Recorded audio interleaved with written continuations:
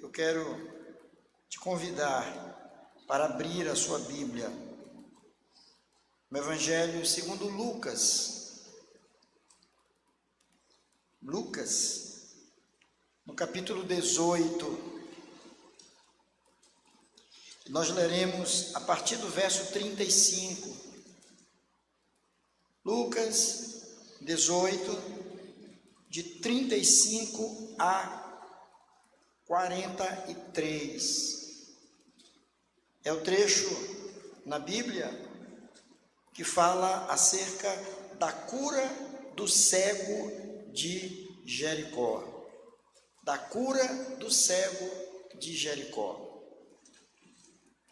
Apenas lembrar aos irmãos que quem escreveu este livro, Lucas, servo de Deus, homem que teve a sua vida colocada ao serviço do Mestre, do Senhor Jesus, era médico.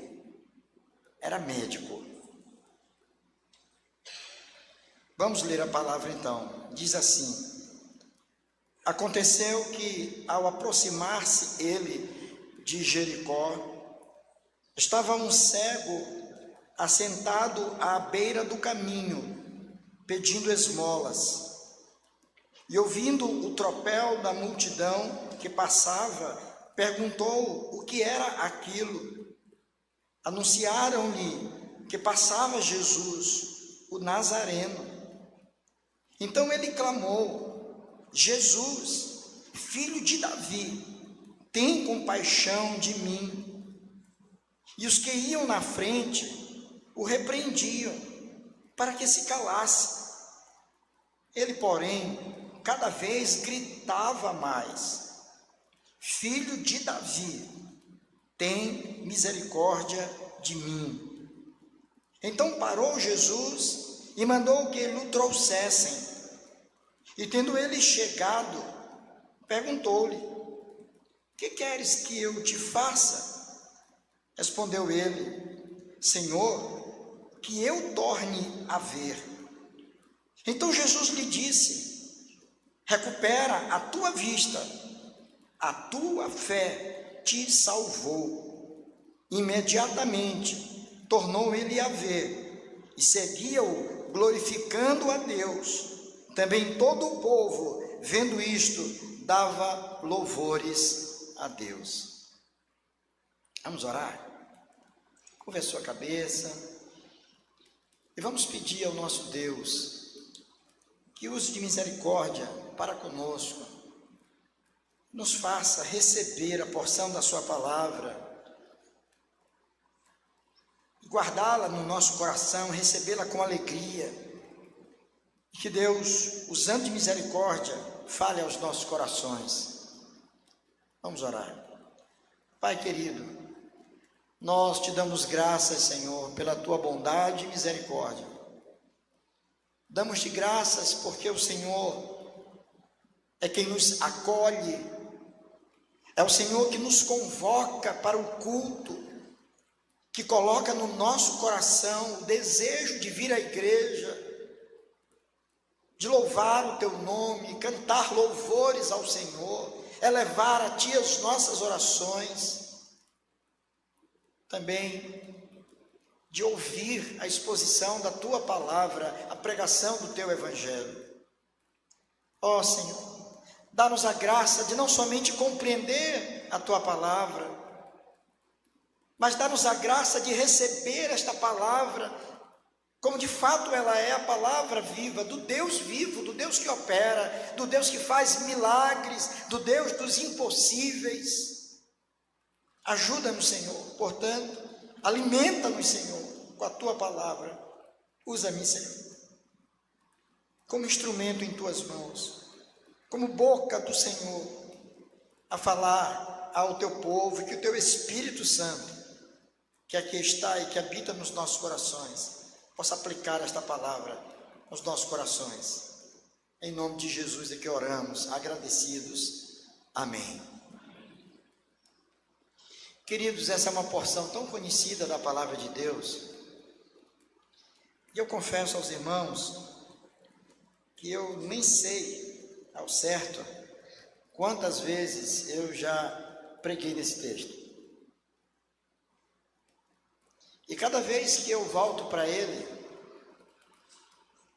eu tenho uma percepção, não diferente, porque o texto ele traz uma história, uma mensagem muito objetiva e muito clara.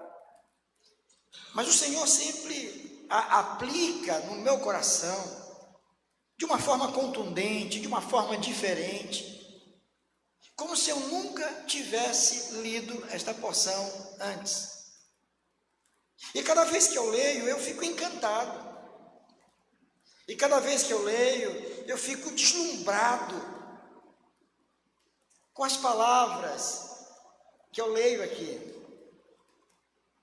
com a história, até por saber que o que aqui foi escrito não é uma parábola, não foi uma história, um recurso didático do Senhor Jesus para aplicar alguma verdade de natureza espiritual. E ele fez isso muito bem, tantas vezes. Quantas parábolas nós não temos aqui nas Escrituras? Mas essa porção bíblica é uma narrativa. É a descrição de um fato, de algo que na verdade aconteceu aos olhos de muitas pessoas que testemunharam aquilo que ocorreu ali. E quando a gente lê isso e sabe que na verdade o que tem aqui é uma história envolvendo a pessoa do nosso Redentor, do Senhor Jesus, a vida de um homem carente, pobre, cego, mendigo, que era jogado à beira do caminho, esperando alguém que, em passando por ali, pudesse, num gesto de filantropia, num gesto de amor, de caridade, colocar em suas mãos alguma coisa, alguma ajuda. Aquele homem ali ficava diariamente naquele local. Era um homem que talvez não fosse nem sequer mais notado pelos transeuntes, pelas pessoas que passavam por ali. Era uma figura quase que imperceptível, porque ali ele sempre estava. Semelhante ao quadro que nós encontramos hoje também na nossa cidade, nas várias cidades do Brasil, de pedintes, de pessoas nos sinais, pessoas nos cantos, nos semáforos, com as mãos estendidas, crianças sentadas ao chão, protegidos por um papelão, por uma sombrinha velha, esperando que alguém, ao passar por ali, olhe para elas com um olhar de compaixão, de misericórdia, que baixe o vidro do seu carro e coloque nas mãos daquelas pessoas, quem sabe, uma simples moedinha, que somada a outras moedinhas, lhes permita comprar alguma coisa para comer. Essa é uma história que envolve, portanto, a pessoa do Senhor Jesus. A pessoa daquele homem carente, daquele cego. Como também o nome de muitas outras pessoas, cujos nomes não aparecem aqui nas Escrituras. Discípulos, de um lado, e uma multidão, de outro. E é interessante que essa distinção é muito clara aos olhos do Senhor Jesus, se não aos nossos olhos, mas pelo menos aos olhos de Jesus. Nem todos os elementos que compõem uma multidão são discípulos do Senhor Jesus. As multidões, elas são muito heterogêneas no que diz respeito ao objetivo que as fazem estar ali. Algumas por curiosidade, algumas interessadas de fato em saber quem são as pessoas que estão ali, outras para ver um espetáculo, um grande espetáculo, outras para ouvirem algumas palavras de sabedoria, e outras para receber alguma benesse daquele que era apresentado na sociedade como alguém que realizava prodígios, que fazia milagres. O texto nos diz que aconteceu, o texto começa dizendo exatamente assim: aconteceu que ao aproximar-se ele de Jericó, estava um cego assentado à beira do caminho pedindo esmolas. Essa mesma história você vai encontrar em Mateus 20, de 29 a 34, como você vai encontrar também em Marcos 10, de 46 a 52. E se você fizer uma comparação entre as três narrativas, você vai encontrar algumas diferenças que não se caracterizam como contradição. Como, por exemplo, o texto aqui diz que ele estava se aproximando de Jericó, chegando a Jericó. Mas uma outra narrativa vai dizer que ele estava saindo de Jericó. Não negam o fato, não negam o ocorrido, mas a percepção de quem escreveu é preservada. Isso é interessante para a nossa fé também. Saber como os evangelistas, as três pessoas que escreveram o mesmo fato, escreveram, claro, sob a inspiração do Espírito Santo de Deus, mas respeitando também a percepção que estavam tendo do quadro que estava diante dos seus olhos. E aqui está um homem jogado à beira do caminho, um pedinte. Mas aquele não era um pedinte qualquer. Aquele era um homem cego. Imagine a situação dele. O homem que não podia enxergar, que não podia perceber nada, mas que ali estava, esperando que algo acontecesse, que alguma coisa boa pudesse chegar às suas mãos. Tudo que ele esperava era receber algum dinheirinho, alguma coisa que ele pudesse levar para casa. Mas aquele dia foi um dia diferente na vida daquele homem. Aquele foi um dia completamente distinto dos outros dias em que ele ali esteve naquele local. E tem dias que Deus reserva para nós, dias bem diferentes, porque Ele nos proporciona experiências muito diferentes. Ele estava ali. E o texto diz que ele ouve o tropel, ele ouve o burburinho, ele ouve as vozes, ele escuta os passos, pessoas que estavam andando por ali, muitas pessoas falando. Ele era cego, mas não surdo. E ele pergunta então, o que estava acontecendo? O que era aquilo? Tantas pessoas, o que era aquilo? E alguém então se volta para ele. No verso 37 diz: anunciaram-lhe que passava, olha só, anunciaram-lhe que passava Jesus, como Jesus é apresentado? Como Nazareno, nada mais do que isso. É Jesus, lá de Nazaré, é Jesus, o filho do carpinteiro, é Jesus o Nazareno, ele está passando aí. E aquele homem então, quando ouviu que era Jesus, o Nazareno, ele clama, ele faz um pedido, e esse pedido não consistia no desejo de receber algum trocado, de receber um alimento, alguma coisa. Ele queria algo especial, ele queria aquilo que para os homens era impossível. Aquilo que para os homens era impossível, ele queria voltar a ver.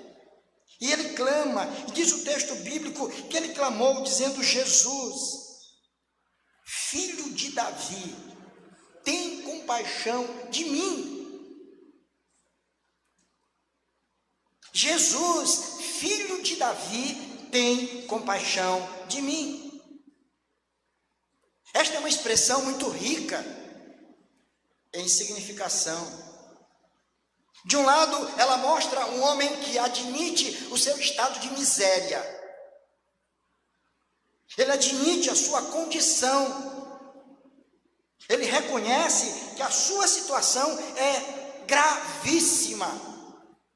Por isso ele diz: tem misericórdia de mim. Eu sou um miserável. Eu sou alguém digno de misericórdia. Quem está falando com o Senhor é alguém aqui que não vale nada. É alguém que está jogado. Ele se via dessa forma. Quantas pessoas, apesar das circunstâncias adversas que passam, apesar das limitações físicas que lhes são impostas pela própria natureza, mas ainda carregam no seu peito um coração extremamente orgulhoso. Extremamente orgulhoso. Há quantas pessoas que você não conhece, por aí afora, cheia de tantas dificuldades, mas ainda assim, pessoas que não sabem pedir com humildade, com gentileza. Aquele homem nessa expressão, ele admite a sua condição. Ele se apresenta ali como um miserável. Como um miserável. Tem misericórdia de mim, Senhor. Tem misericórdia. Por outro lado, nessa expressão tão curta, mas tão rica, ele demonstra não somente saber quem ele era, mas ele também demonstra saber quem era aquele que passava por ali. Aquele que passava por ali não era simplesmente o Jesus de Nazaré, mas ele diz de forma muito clara: Jesus, filho de Davi. Em outras palavras, ele estava afirmando a messianidade de Jesus. Afirmando a messianidade de Jesus. E o que significa afirmar a messianidade de Jesus? É entender que aquele que ali estava era de fato Deus encarnado. Que aquele que ali estava era o próprio Filho de Deus que ali estava presente. Aquele que fora prometido pelos profetas do Antigo Testamento. O livro de Isaías, cheio de tantas promessas acerca da vinda do Messias. O livro de Jeremias apresentando e falando do Messias. Agora ali estava o Messias presente. E aquele homem, embora cego dos seus olhos físicos, mas estava com os olhos da alma, muito saudáveis, para mesmo sem enxergar a figura diante de si, mas perceber que ali estava o próprio Deus encarnado, aquele que poderia realizar o impossível. Que coisa maravilhosa, né, irmãos? Que coisa maravilhosa. E quando eu leio isto aqui na Bíblia, vem tantos pensamentos à minha mente, tantos sentimentos no meu coração. E eu penso que muitas vezes nós que já frequentamos a igreja há tanto tempo, há tantas décadas, que nascemos num lar chamado evangélico, que já lemos as Escrituras mais de uma vez, não conseguimos ter a percepção que aquele homem teve. Não conseguimos ter aquela compreensão, ou pelo menos aquela mesma atitude também que ele teve ao se colocar diante do Senhor. Somos muito lentos no entendimento muitas vezes. Somos muito duros. A nossa percepção é muito embaçada. Deus, cantamos sobre Deus, estendemos os nossos braços aos céus em atitude de adoração. Mas muitas vezes nos angustiamos diante de certas situações da vida que não são nem tão graves, mas que roubam o nosso sono, roubam o nosso apetite, roubam a nossa paz, roubam o nosso bom humor, roubam até mesmo a disposição de vir à igreja. Porque nos esquecemos de que o Deus em quem nós cremos é um Deus dos impossíveis, que pode qualquer coisa que lhe convier fazer. E esse entendimento vai fazer toda a diferença na nossa vida. É esse entendimento que vai nos mover numa direção certa, tomar as atitudes certas, professar a fé da forma correta. É esse entendimento. Mas veja o que diz a narrativa. Aquele homem, no verso 38, clama: Jesus, filho de Davi, tem compaixão de mim. No verso 39, logo em seguida diz: e os que iam na frente, aqueles que acompanhavam Jesus, e provavelmente aí deveriam ter discípulos do Senhor, não somente acompanhantes, mas quem sabe ali estava também discípulos de Jesus, aqueles que andavam com ele, aqueles que o acompanhavam no dia a dia do seu ministério.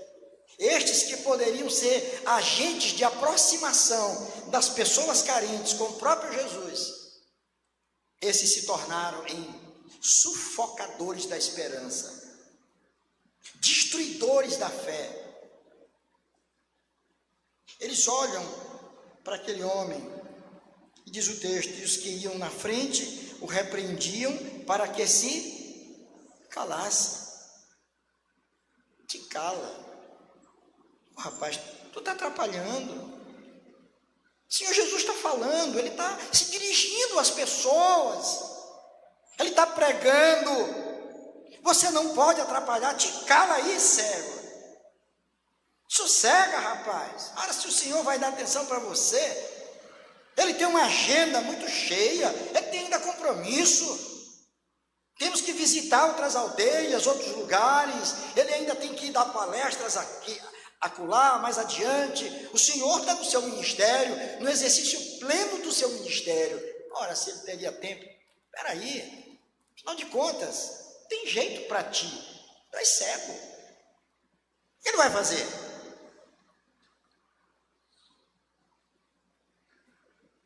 É duro isso, né, irmãos? É duro isso. E como é que a gente encontra na vida pessoas que são exatamente assim, que tem esse ministério, vou chamar assim de ministério da destruição da fé alheia? É gente que procura de todas as formas te sufocar, te desanimar, te tirar da rota, do caminho. Quer dizer, para com isso, eu te vejo aí com a Bíblia debaixo do braço há tanto tempo. Até hoje tu continua do mesmo jeito, não prosperou em nada, nem promovido tu foi no teu trabalho. Tu tem orado, olha aí, ó, tem gente doente na tua casa, teu filho está desempregado, tua mulher brigou contigo. E as pessoas procuram de todas as formas nos fazer entender que não vale a pena viver a fé cristã, que não vale a pena clamar ao Senhor, que não vale a pena buscar o nosso Senhor, não vale a pena. Ali estavam pessoas que estavam fazendo esse tipo de coisa. Mas o que aconteceu? Diz o texto que aquele homem não desanimou. Ele continuou. Tentaram fazê-lo calar. E a Bíblia diz que ele, porém, cada vez... Na primeira parte dizia que ele clamava, aqui diz que ele estava gritando já, que ele gritava mais, tentava falar mais alto do que aqueles que estavam tentando calar. E ele gritava bem alto, vociferava: Jesus, filho de Davi, tem misericórdia de mim. A grande bênção e a grande verdade é que o Senhor Jesus, Ele tem ouvidos para todos aqueles que clamam por Ele. Diferentemente daquela, eu não creio nisso, eu acho que isso é história, né? Aquela irmã consagrada, mulher de oração, que disse, eu tenho uma vida intensa de oração, e eu oro todas as madrugadas, levanto assim umas 3 horas da manhã para orar. E aí a outra pessoa disse, que bênção que você... Mas por que esse horário? Ela deu tanta ênfase. Por que nesse horário, 3 horas da manhã? Você tem problema de insônia, alguma coisa? Disse, não. É porque nesse horário eu acredito que está todo mundo dormindo, então aí o Senhor tem mais tempo para me ouvir. Porque durante o dia ele está muito ocupado. Quantos crentes não estão orando durante o dia? Amanheceu o dia, é crente orando para todo lado. Mas de madrugada, está todo mundo dormindo e eu posso falar melhor com o meu Senhor. Mas que compreensão errada. Os ouvidos do Senhor estão atentos ao clamor do seu povo todo o tempo, todos os dias, em todas as circunstâncias. Os ouvidos do Senhor não estão impedidos de ouvir as orações que são feitas.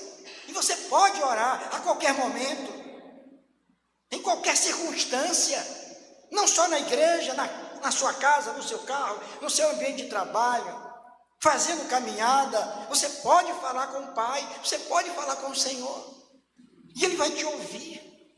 O Senhor conseguiu ouvir a voz daquele cego. O Senhor ouviu. O Senhor o qualificou. Uma linguagem da análise transacional. O Senhor o qualificou quando disse àqueles que estavam tentando silenciá-los, traga esse homem aqui. Eu ouvi alguém me chamar, tragam esse homem aqui. Mas Senhor, por favor, traga esse homem aqui. Que maravilha. Aquele homem recebe a notícia e diz, olha, te levanta meu filho, que o homem está te chamando, Jesus está te chamando. Ele lança de si a única coisa que ele tinha, que era a sua capa, joga aquela capa lá e corre para estar com Jesus. Jesus olha para ele. Jesus o contempla na sua angústia, na sua necessidade, e diz para ele, objetivamente falando, o que tu queres? Tu estás todos os dias pedindo alguma coisa aí para as pessoas, o que é que tu queres de mim? E ele foi muito claro. Ele disse, Senhor, que eu torne a ver. Tudo que eu quero é ver. Eu não estou querendo dinheiro. Eu não estou querendo um presente. Eu não estou querendo uma cesta básica. Não estou querendo uma casa. Não tenho casa. Não, Senhor. Eu quero ver.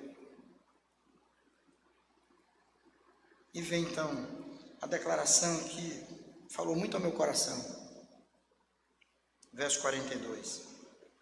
Então Jesus lhe disse, olha só que maravilha. Então Jesus lhe disse o quê? Recupera a tua vista. Foi uma ordem. Ele tem poder para fazer isso. Ninguém mais poderia fazer. Mas ele olhou e disse, recupera a tua ordem. O poder está na palavra. O Senhor tem poder. Ele acalmou com a palavra o mar que estava agitado, o vento que agitavam o mar da Galileia. Ele falou e tudo ficou em ordem. Numa manifestação clara de quem estava ali, era o próprio Deus. Aquele mesmo que lá no livro de Gênesis, no começo de tudo, disse, haja luz. E o que aconteceu? Houve luz. Haja luz, que trouxe todas as coisas à existência. Isso é uma matéria-prima pré-existente. Diz isso que lá no texto, no original, ele tinha Bará, Elohim, no hebraico. E esse Bará fala de algo que foi trazido à existência sem que tivesse uma matéria-prima antes. Diferentemente de alguém, de um artesão que pega uma pedra e a transforma numa grande escultura. Nada existia, apenas o som da voz do Senhor. Haja luz. E houve luz. É o mesmo que olha para aquele homem e diz: recupera a vista. E ele voltou a ver. Mas Jesus diz uma outra coisa além disso. Ainda no mesmo verso, você pode olhar. Ele não somente diz: recupera a tua vista, mas ele diz uma outra coisa. O que ele diz aí? O quê? A tua fé te salvou. A tua fé fez a diferença. A tua fé te salvou. Aí eu parei. Pronto. Eu parei. Parei para levantar uma pergunta. Eu aprendi uma coisa muito interessante no curso de filosofia, que o filósofo não é aquele que tem resposta para tudo. Quem acha que tem resposta para tudo é tolo. Passou pelo curso, não entendeu nada. Mas aquele que pode questionar tudo, aquele que tem perguntas para fazer. Levanta. E a partir daí que a coisa toma sentido. E eu olhei para esse texto e disse: o Senhor disse para ele que a tua fé te salvou. Eu disse: pronto, entendi, a fé salvou. Mas que fé é essa? Porque muitas vezes na vida do dia a dia, a gente está falando de alguma coisa, está se comunicando com alguém, pensando que aquele alguém está entendendo o que você está dizendo. E de repente vocês estão falando de duas coisas completamente distintas, com o mesmo vocábulo. A tua fé, o que é fé? O que é fé para você? Você está falando com alguém que diz: não, eu sou uma mulher de muita fé. Você encontra um cidadão que diz: olha, não, eu tenho muita fé. Mas você precisa entender que tipo de fé é essa. Eu já disse aqui certa feita, falando sobre fé, que Gilberto Gil, cantor, poeta popular, da música popular brasileira, tem uma música que ele diz isso, né? Andar com fé eu vou. Porque a fé, ela não costuma falhar. Quer dizer, ela pode até falhar, mas ela não costuma, não tem o hábito de falhar. Andar com fé eu vou, que a fé não costuma falhar. E as pessoas cantam e repetem, e acham que tem fé. O autor de Hebreus, numa sessão separada somente para a fé, no capítulo 11, vai falar acerca da natureza da fé. O que é a fé? Certeza e convicção de fatos, de coisas que se esperam. E ele descortina uma galeria de que é conhecida como os heróis da fé, de homens que viveram pela fé, que foram chamados por Deus. Muitos perderam a sua vida, como o apóstolo Paulo, que foi decapitado, como Pedro, que foi crucificado, e tantos outros que foram passados ao fio de espada, morreram por conta da sua fé. E para muita gente, fé é apenas um dispositivo para que ele conquiste o que ele deseja. Nada mais do que isso. Eu tenho fé de que a minha prova, eu vou ser bem sucedido na prova. Eu tenho fé que vai dar tudo certo. Eu tenho fé que meu time vai ganhar. Aí ele fica na televisão e o time perde. Não fica triste, Fernando.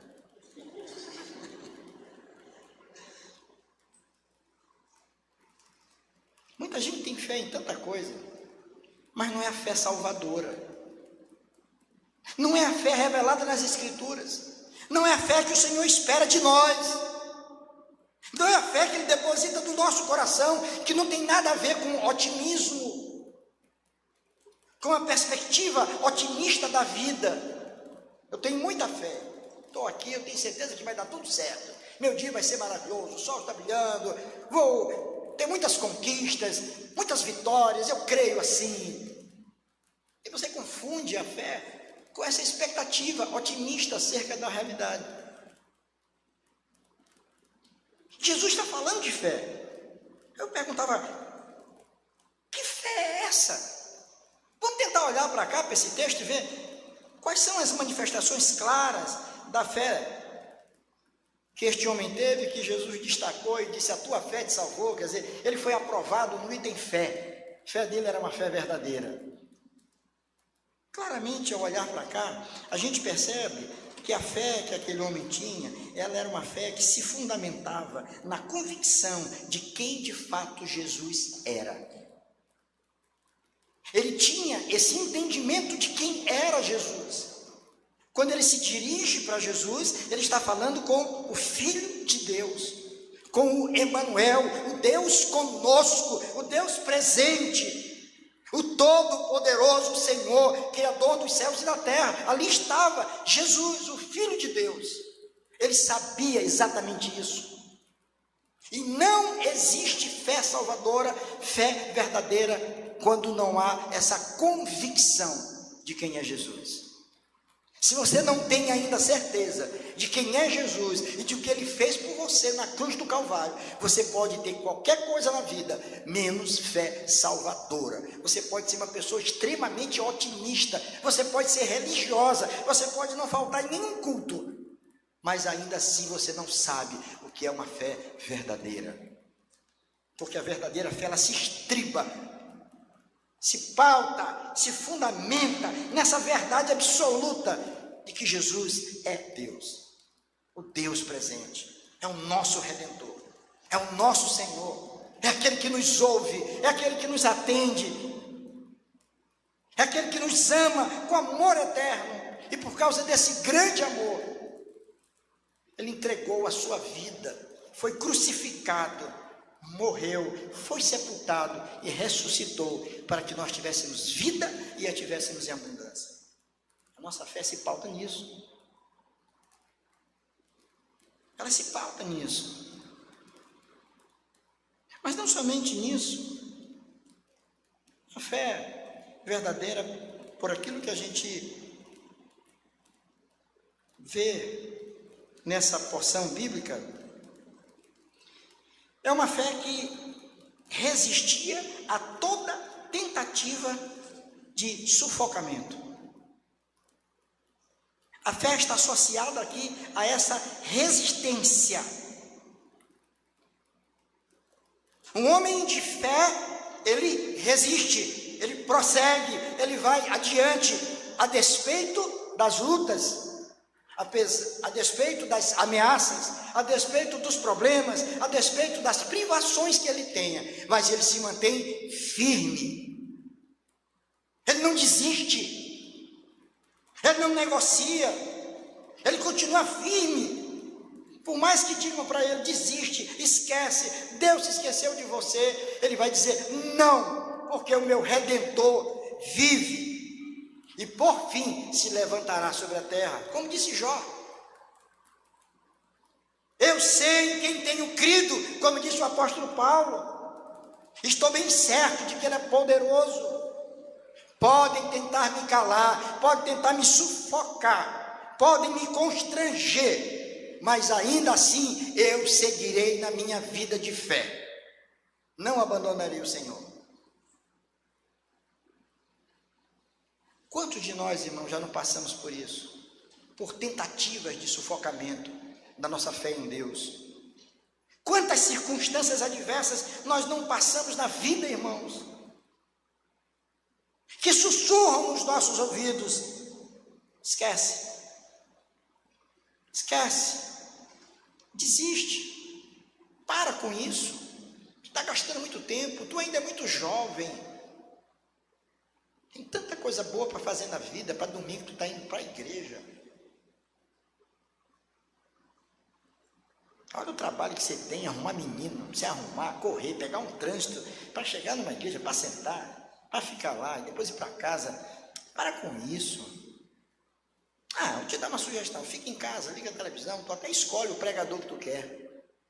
Tem vários hoje, né? Você vai no YouTube e está lá, eu ver quem eu quero, como se fosse um supermercado.